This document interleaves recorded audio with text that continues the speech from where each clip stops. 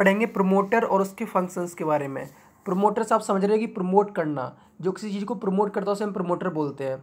तो अब देखते हैं कि प्रमोटर कंपनी के हिसाब से कौन होते हैं।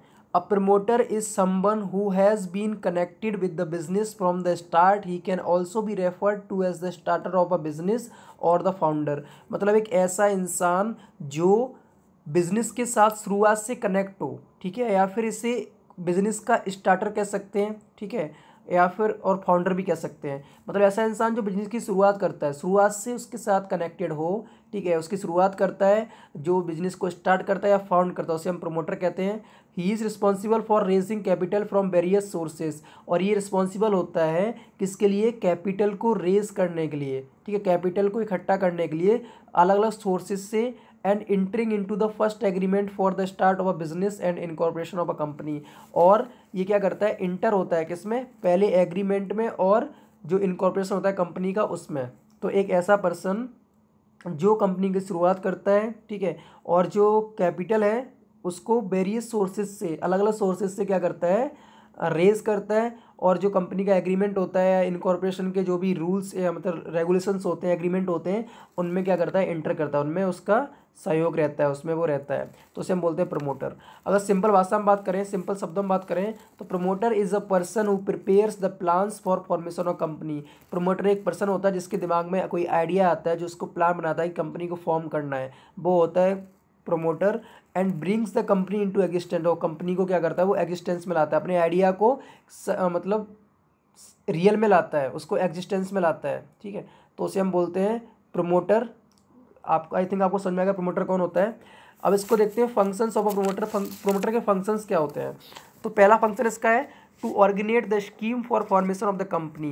मतलब कंपनी के फॉर्मेशन के लिए क्या करना है? उसको स्कीम बनानी है। स्कीम मीन्स क्या होता है कि उसमें कि कंपनी कैसे फॉर्म करनी है, उसके लिए कौन कौन सी चीज़ें चाहिए, कंपनी का प्रोडक्ट क्या होगा, कंपनी किस टाइप की होनी चाहिए, उसको मतलब कौन कौन सी नीड पड़ेंगी, उसे हम बोलते हैं स्कीम।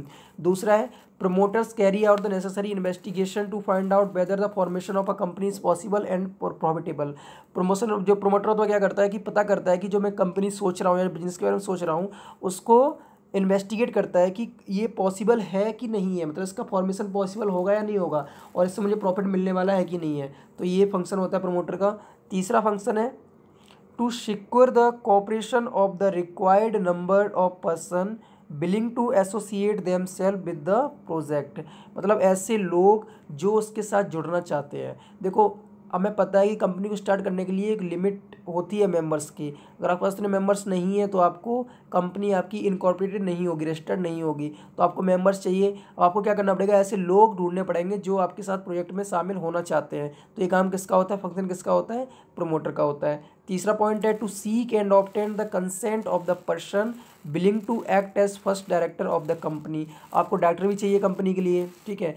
तो आपको क्या करना पड़ेगा? ऐसे लोग जो कि पहले डायरेक्टर बनना चाहते हैं कंपनी के, उनको आपको ढूंढना पड़ेगा, उनको देखना पड़ेगा कि आप कौन आपका साथ देगा और कौन डायरेक्टर बनना चाहता है। चौथा है to settle about the name of the company. फिर आपको क्या करना पड़ेगा? कंपनी का नाम पता करना पड़ेगा। देखो, कंपनी का नाम क्या होता है? किसी भी दूसरी कंपनी से आपका कॉपी नहीं करना चाहिए, उसके हिसाब से आपको नाम देखना पड़ेगा, उसको ढूंढना पड़ेगा और रजिस्टर करना पड़ेगा आरओसी से। अगला है to get the document of the proposed company prepared. जो आपने कंपनी के बारे में सोचा है, जिसको आप एग्जिस्टेंस में लाना चाहते हो, उसके लिए डॉक्यूमेंट्स भी आपको क्या करने पड़ेंगे? लेने पड़ेंगे, बनवाने पड़ेंगे। अगला पॉइंट है to appoint bankers, brokers and legal adviser for the company. मतलब कि आपको क्या करना पड़ेगा? बैंकर के जो ब्रोकर्स हैं, जो बैंक से आपको लोन दिलवा सकते हैं, क्योंकि आपके लिए फाइनेंशियल होना बहुत ज़रूरी है। कंपनी को स्टार्टअप करने के लिए क्या चाहिए? फाइनेंस चाहिए, पैसा चाहिए। तो आपको बैंक से जुड़ना पड़ेगा, जो उसके ब्रोकर्स हैं उनसे, और जो आपके लीगल एडवाइज़र्स हैं, जो आपको बताएंगे कि कंपनी कैसे अच्छी रन कर सकती है, जो आपको एडवाइस देंगे, उनको क्या करना पड़ेगा? अपॉइंट करना पड़ेगा। अगला पॉइंट है to settle preliminary agreement for acquisition of assets. मतलब ये एग्रीमेंट ऐसा होता है जो कि आप किसी और के साथ करते हो किसी चीज़ को खरीदने के लिए। तो यहाँ पे असेट्स की एक्विसाइड करने के लिए, असेट्स को लाने के लिए, कंपनी में अगर असेट्स नहीं है तो कंपनी का मतलब ही नहीं है, तो उसको लाने के लिए आपको क्या करना पड़ता है? एक एग्रीमेंट करना पड़ता है जो उसके साथ डील करता है उसके साथ, ठीक है। अगला पॉइंट है to enter into preliminary contacts with the vendors. जो वेंडर्स हैं, जो आपको सामान देंगे या फिर जिनसे आप कोई चीज़ खरीदने वाले हो, उनके साथ आपको क्या करना पड़ता है? कॉन्ट्रैक्ट साइन करना पड़ता है। कौन सा कॉन्ट्रैक्ट? प्रीलिमिनरी कॉन्ट्रैक्ट, ठीक है। अगला पॉइंट है to arrange for filing the necessary documents with the registrar. मतलब आपको लास्ट पॉइंट ये क्या है कि आपको जो भी नेसेसरी डॉक्यूमेंट्स हैं वो फाइल करके क्या करना पड़ेगा, आपको रजिस्ट्रार के यहाँ पर फाइल करना पड़ेगा। जो रजिस्ट्रार होता है कंपनी का, उसके यहाँ पे जाके आपको फाइल करने पड़ते हैं। तो ये होता है प्रोमोटर और उसके फंक्शंस।